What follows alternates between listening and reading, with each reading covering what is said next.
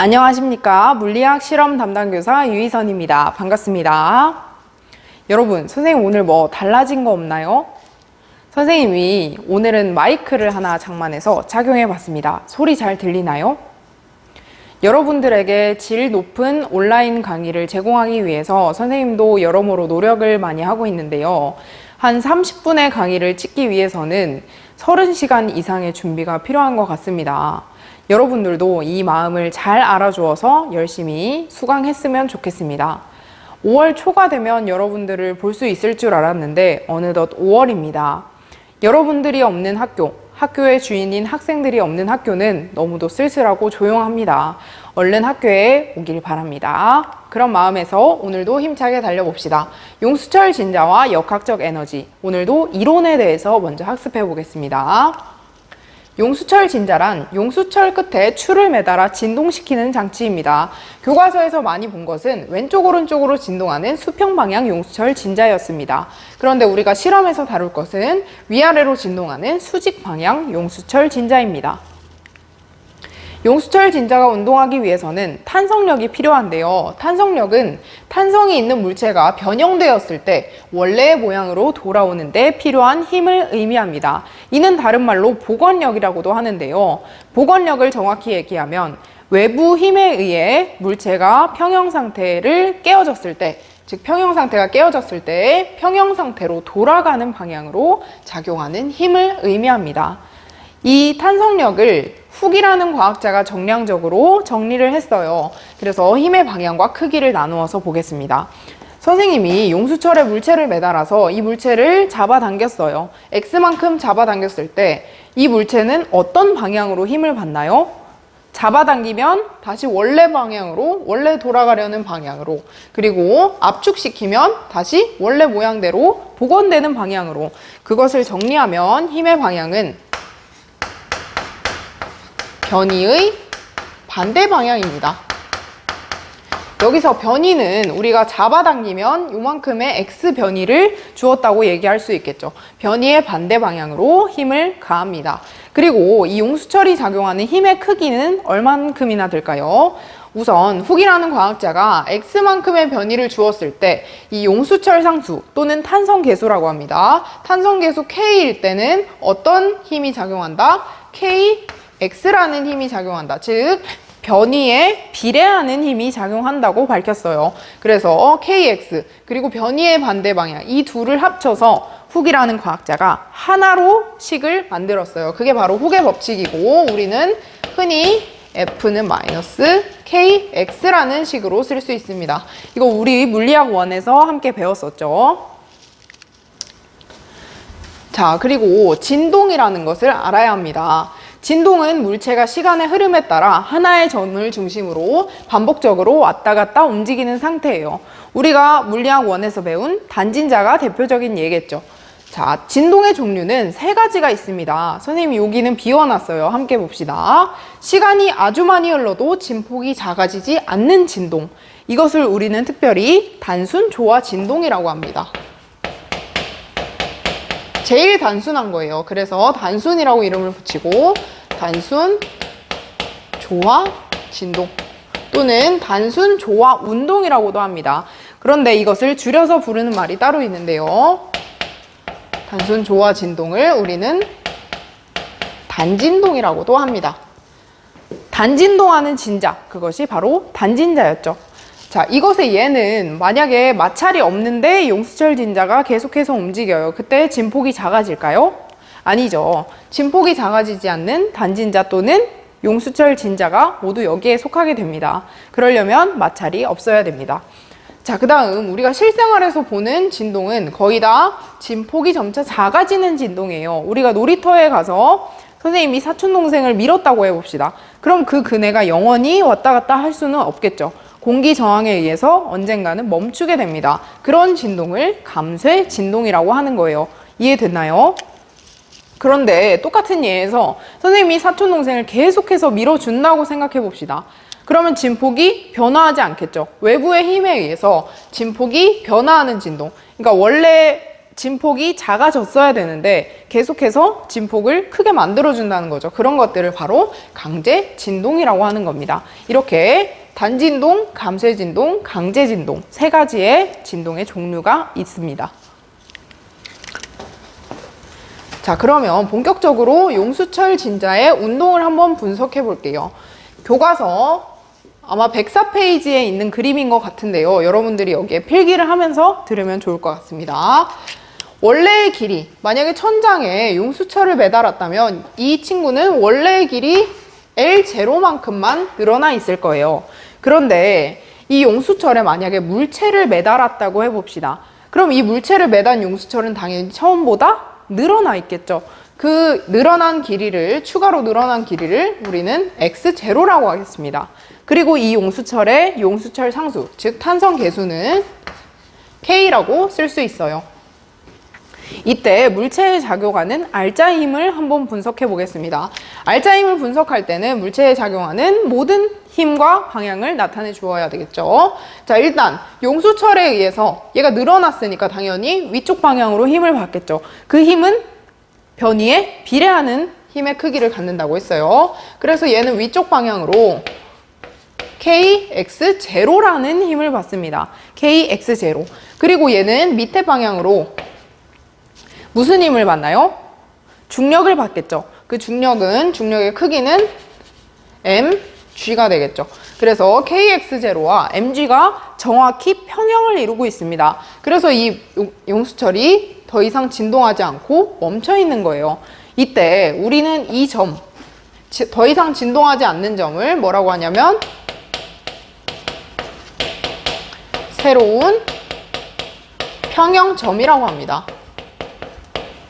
평형이라는 말을 썼다는 것은 힘의 평형을 이뤘다는 거예요. 우리가 원래 용수철 진자가 어떤 점을 중심으로 진동하잖아요. 그것을 평형점이라고 했어요. 그렇다면 우리는 이 말에서 어떤 것을 예측할 수 있어요? 아, 이 용수철을 더 잡아당기면 얘는 원래의 길이가 아닌 이 새로운 평형점을 중심으로 진동하겠구나. 이런 것도 예측할 수 있다는 겁니다. 자, 그러면 오른쪽에 실제로 X만큼 잡아당겼다고 상황을 가정해 봅시다. 그럴 때 우리가 먼저 알아야 할 것은 V와 A예요. 선생님이 차근차근 설명해 줄게요. 우선 V는 뭐분의 뭐로 나타낼 수 있나요? V는 시간분의 거리. 그렇죠. 시간분의 거리인데 여기에서는 변이가 X예요. 그래서 시간분의 X의 변화량이 바로 속도가 되는 거예요. 그러면 어떻게 쓸 수 있나요? 델타 T분의 델타 X라고 쓸게요. 그런데 얘가 시간 간격을 아주 잘게 잘라서 순간 속도를 알고 싶어요. 그럴 때는 미분을 사용하면 돼요. 즉, X를 시간에 대해서 미분한 dx dt는 V가 된다는 의미입니다. dt분의 dx가 V라는 거예요. 이것을 똑같이 가속도에 적용해 보겠습니다. 가속도는 어떤 거분의 어떤 건가요? 그렇죠. 델타 t분의 델타 v, 즉 속도의 변화량을 시간으로 나눈 거였어요. 그럼 얘를 똑같이 미분해서 아주 작은 순간 가속도를 써주면 dv dt가 되겠죠. 됐나요? dv dt. 그러면 이 v에다가 이 x를 넣어줄 수는 없을까? 라고 생각해 봅시다. 우선 x를 시간에 대해서 한 번 미분하면 v가 된대요. 여러분 미분할 줄 알죠? 그러면 속도를 시간에 대해서 한 번 미분한 게 가속도예요. 그럼 x를 시간에 대해서 몇 번 미분하면 가속도가 되는 거예요? 그렇죠. 2번 미분하면 되는 거예요. 그래서 2차 미분은 어떻게 쓸 수 있어요? d제곱 x, dt제곱 이렇게 쓸 수 있겠죠. 이게 바로 가속도입니다. 이것을 활용하여 우리는 운동 방정식을 분석해 볼 거예요. 우선 운동 방정식은 뭐부터 떠올려야 돼요? 뉴턴의 제2법칙. F는 ma부터 떠올려야 되죠. F는 ma. 이때 질량이 물체의 질량인지 확인을 해봐야 됩니다. ma. 그러면 우리가 방금 배운 a는 x에 대한 시간, x를 시간에 대해 2번 미분한 거, 이거를 대입해 볼게요. m x에 대한 2번 미분, 2차 미분. 그러면 요 오른쪽엔 항상 선생님 뭐 써주라 했어요? 알짜힘 써주라 했어요. 알짜힘은 이 물체가 받는 힘을 다 더한 거예요. 근데 여기서 mg와 kx0는 이때도 마찬가지로 받고 있어요. 이 힘을 받고 있지만 이 둘은 서로 같은 크기의 반대 방향의 힘으로 상쇄할 수 있어요. 그래서 얘가 받는 건 이 늘어난 길이가 x라고 할 때 뭐밖에 없는 거예요? 위쪽 방향으로 탄성력 마이너스 kx밖에 없습니다. 그래서 운동방정식은 이렇게 써줄 수가 있어요. 자, 이것을 정리하면 이 두 항만 정리를 해볼게요. 이 마이너스 kx를 왼쪽으로 2항에서. 그러면 m d제곱 x dt제곱 플러스 kx는 0 이렇게 되겠죠. 됐나요? 자, 그래서 얘를 m을 이제 양변에 나눠 볼게요. 그러면 d제곱 x dt제곱 m을 나눠요. 그러면 m분의 k x는 0 이라는 방정식이 나와요. 여기서 이게 2차 미분이기 때문에 이것을 2차 미분 방정식이라고 부릅니다. 이것에 대한 해를 선생님이 찾아봤어요. 그랬더니 x는 여기에 딱 들어맞는 x의 값이 바로 해가 되는 거죠. x는 a sin 오메가 t라는 해를 가져요. 그럼 여기 한번 자세히 봅시다. 사인 함수예요. 사인 함수를 두 번 미분하면 뭐가 되죠? 한 번 미분하면 코사인, 한 번 더 코사인을 미분하면 마이너스 사인 되죠. 그래서 마이너스 사인이 여기에 자기 자신 사인을 넣었을 때 뭔가 0이 될 수 있는 가능성을 가져요. 그래서 우리가 사인을 해로 잡은 거예요. 그러면 x가 이럴 때 v는 뭐가 되나요? v는 얘를 한 번 미분한 거예요. 시간에 대해서. t에 대해서 미분해요. 그러면 어떻게 돼요? a 오메가 코사인 오메가 t가 되겠죠. 됐나요? 자, 그러면 얘를 이 식에 넣어서 얘가 진짜 해가 맞는지 한번 확인해 보겠습니다. 한번 여기에 대입해 볼게요. 우선 두 번 미분하면 얘는 뭐가 돼요? 마이너스 a 오메가 두 번 나오고 사인 오메가 t. 그 다음 여기에다가 넣어 볼게요. n분의 k 그대로 써주고 여기 x를 넣으면 a 사인 오메가 t는 0이에요. 봅시다. 비교해 봅시다. a 사인 오메가 t, a 사인 오메가 t 똑같아요. 그러면 어떤 조건에 의해서 얘가 0이 되는 거예요? 뭐랑 뭐랑 같을 때? 오메가 제곱이 n분의 k와 같을 때 얘가 0이 되는구나. 따라서 오메가가 뭐일 때? 오메가 제곱이 n분의 k니까 오메가가 루트 n분의 k일 때 이 식이 성립하는구나. 따라서 오메가만 얘가 돼주면 우리가 찾은 해가 맞구나라고 할 수 있는 거예요. 됐나요? 여러분들이 교과서에 잘 필기해 놓을 수 있도록 합니다. 넘어갈게요. 그러면 이 오메가라는 친구가 과연 뭐길래 이 사인에 들어가 있는 걸까 하고 의문이 생길 겁니다. 그것을 선생님이 같이 함께 보겠습니다. 단순 조화 운동과 원운동의 관계예요. 이 오메가는 각진동수라고 뒤에 배우게 되는데 각진동수는 원운동과 관련이 있어요.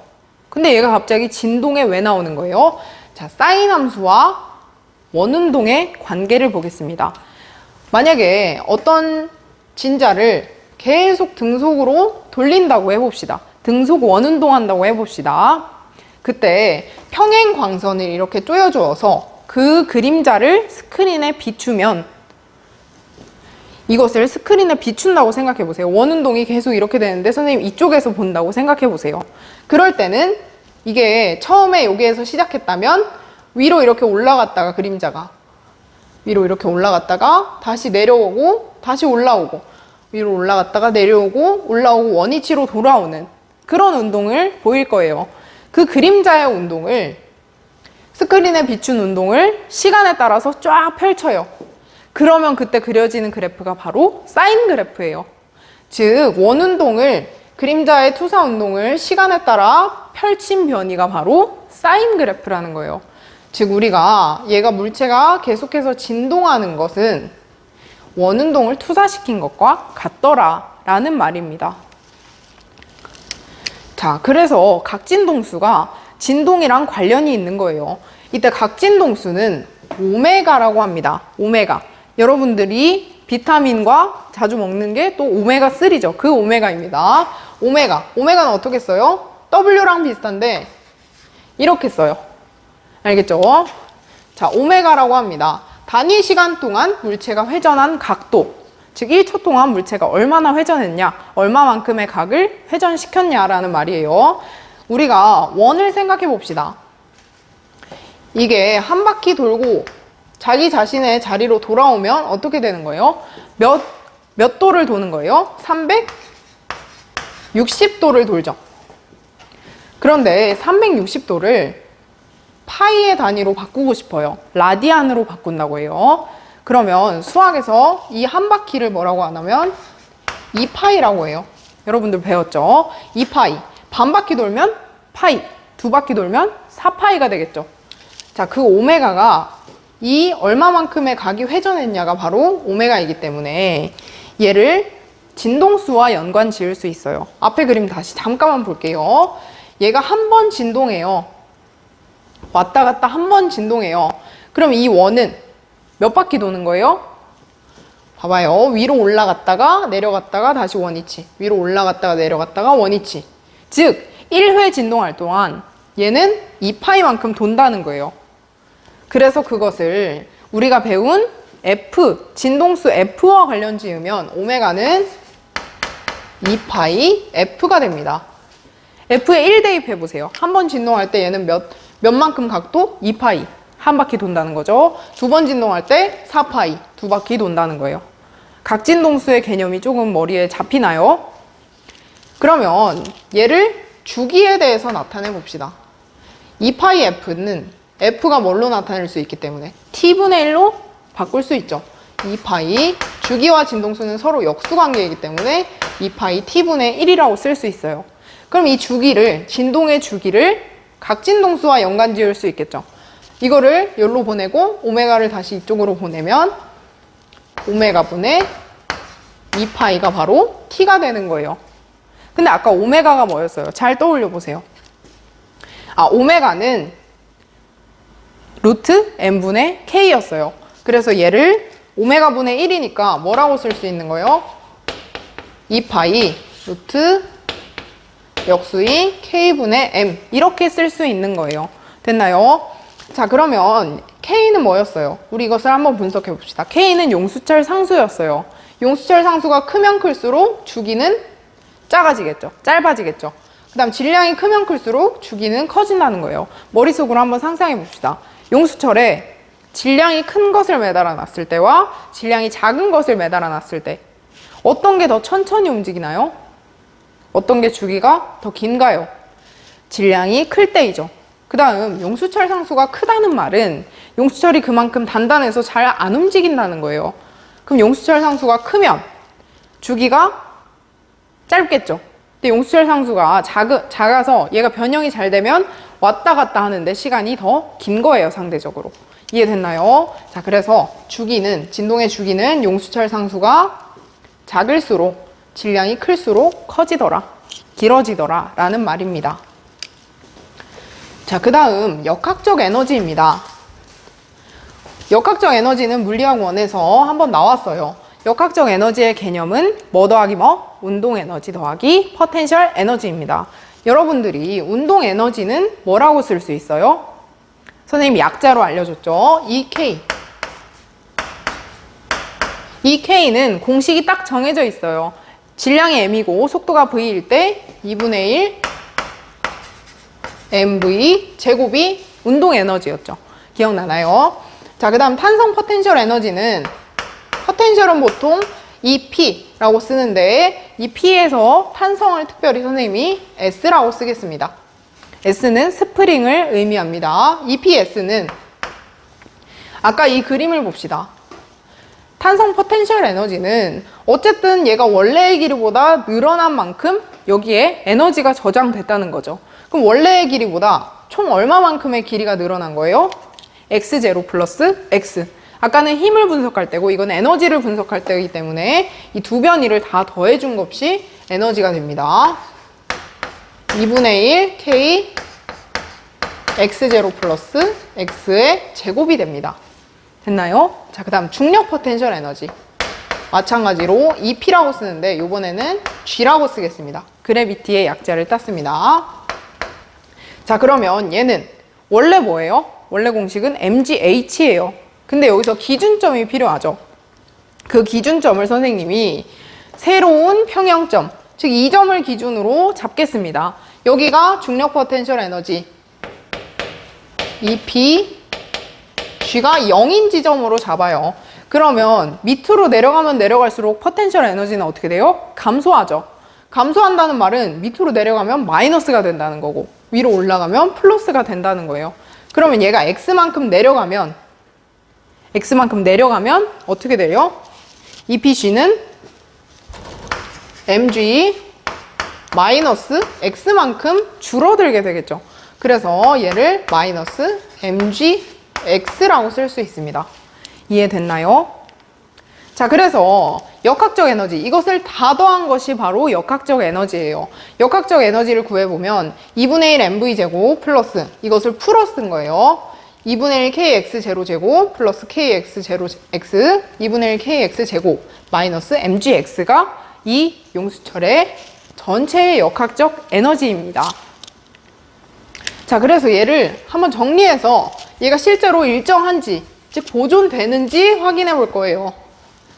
그래서 얘를 정리합니다. 우리가 아까 여기 EPG가 0으로 잡은 지점에서 어떤 힘과 어떤 힘이 평형을 이뤘나요? 중력과 탄성력이 평형을 이뤘어요. 즉 아까 이 지점에서 특징은 mg는 kx0라는 특징이 있었어요. 그래서 얘를 여기에다가 한번 대입해 봅시다. 요 kx0, x와 마이너스 mgx, 여기서 mg를 뭘로 바꿀 수 있다는 거예요? kx0로 바꿀 수 있어요. 그럼 kx0x 마이너스 kx0x 날아가겠죠. 됐죠? 얘는 지워지게 됩니다. 그럼 얘네들만 남았는데 일단 확실히 일정한 건 x0는 일정해요. 얘는 질량이 변하지 않는 한 계속 일정한 거예요. 근데 속도는 변하고 변이도 계속해서 변하겠죠. 이것이 일정하다면 아, 역학적 에너지가 전체가 일정하구나, 보존되는구나 라는 것을 알 수 있는 거예요. 자, 그래서 얘를 한번 정리를 해보겠습니다. 우리가 아까 x는 선생님이 어떤 해를 갖는다고 했어요? a 사인 오메가 t. 선생님이 이거 적을 줄 알고 적는 게 너무 많을 줄 알고 적었는데 잠시 까먹었네요. x는 a 사인 오메가 t, v는 a 오메가 코사인 오메가 t였습니다. 잘 기억나죠? 자, 그래서 얘네들을 여기다 대입을 해볼 거예요. 2분의 1 mv 제곱에 v를 대입하고 kx 제곱에 x를 대입하면 얘는 어떻게 쓸 수 있어요? 2분의 1 m 요거 제곱하면 a 제곱 오메가 제곱 코사인 제곱 오메가 t. 그 다음 2분의 1 kx 제곱, x는 a 사인 오메가 t니까 a 제곱 사인 제곱 오메가 t가 되겠죠. 됐나요? 자, 그러면 여기서 a 제곱 오메가 제곱 너무 복잡해요. 오메가 제곱 뭐분의 뭐였나요? n분의 k였어요. 그 n분의 k를 대입하면 이 친구가 m분의 k였단 말이에요. 그러면 m과 m이 지워져서 ka 제곱만 남아요. m과 m이 지워져서 ka 제곱. 그럼 2분의 1 ka 제곱만 남겠죠. 2분의 1 ka 제곱만 남았어요. 우연의 일치인가요? 자, 2분의 1 ka 제곱 뒤에는 뭐만 남는 거예요? 코사인 제곱, 사인 제곱 더하면 1이죠. 그래서 얘는 자, 역학적 에너지는 일단 얘를 정리해서 써야 되는데 2분의 1 k a 제곱만 남았어요. 코사인 제곱 더하기 사인 제곱이 1이기 때문에. 그럼 역학적 에너지는 결국에 이거 더하기 아까 여기서 뭐 남았어요? 요거. 우리가 지금 더한 건 요거 두 개고 요거 남았어요. 아, 이거랑 이거랑 더하면 역학적 에너지구나. 그래서 정리를 해보면 2분의 1 KA제곱 더하기 2분의 1 KX 제로제곱. 아까 선생님 이건 일정하다 했어요. 그럼 얘는 A는 뭐였어요? 진폭이었어요. 얘도 변하지 않는 거예요. 그러니까 얘네 둘 변하지 않는 것끼리 서로 더하면 일정하겠죠. 즉 역학적 에너지는 일정하더라, 보존되더라 라는 말입니다. 이러한 결론을 얻습니다. 자, 여러분들 수고했고 다음 시간에는 용수철 진자와 역학적 에너지, 이제 실제 또 실험을 해봐야겠죠. 그리고 이어서 문제풀이가 있겠습니다. 수고 많았습니다.